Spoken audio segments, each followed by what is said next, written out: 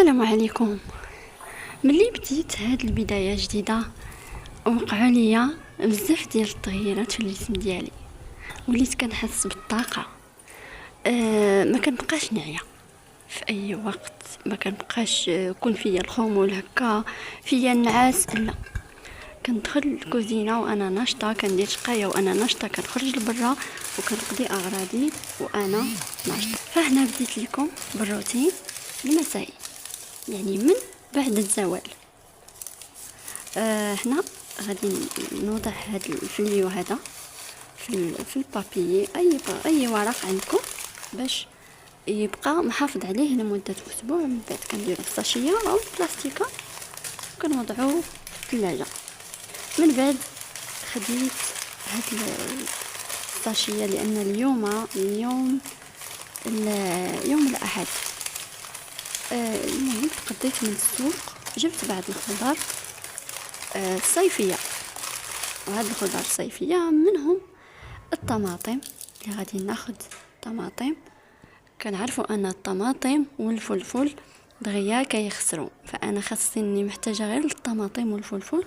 وضعت الطماطم هنايا في الساشيه، غادي نوضعها في بلاستيكه وهكا غادي تبقى محافظه ليا عليها لمده اسبوع، لان انا كنجيب التقضيه ديال اسبوع، ما كنجيبش بزاف باش ما تخسرش ليا، وهكا كنوفر فلوس في جيبي وكنبقى هكا حتى حاجه ما تخسر. فبالنسبه للنظام الغذائي اللي انا متبعه، انا كنعتمد بزاف على السلطات والخضار والفواكه. وان شاء الله في الحلقات الجايه غادي نشارك معكم النظام الغذائي كيفاش كيدوز، التنوع، داكشي كله هو ان شاء الله غادي نشاركو معكم الحلقات الجايه ان شاء الله. هنا عاوتاني خديت ساشيه جديده وغادي نوضع عليها الفلفل. انا اختاريت الفلفل الاحمر، كندير به البيتزا، كندير به السلطه، لان الوجبات الصيفيه كنعتمدوا فيها غير السلطات والبيتزات، ولكن ما كنديروش داكشي ديال قررت ما نجيب حتى شي حاجه مزنقه.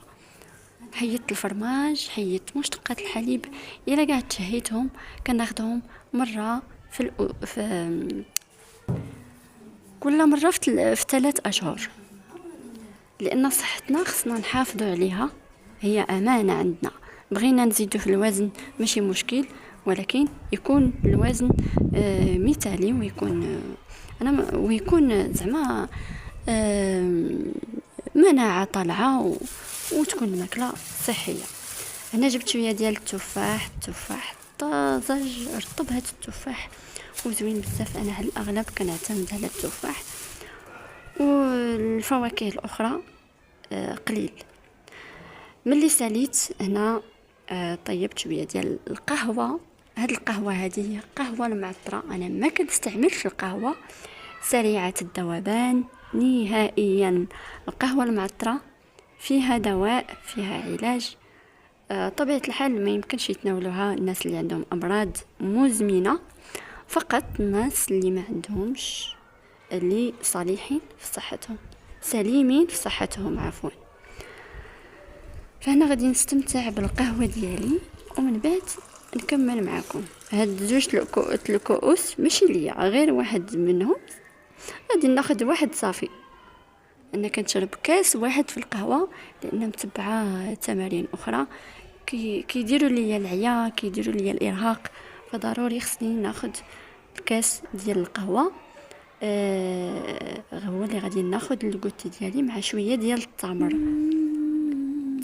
فيه هذا التمر هذا مطحون مع اللوز ولا وهذا وشويه ديال الزرارع. ان شاء الله غادي نوريكم ونشارك معكم هادشي كله.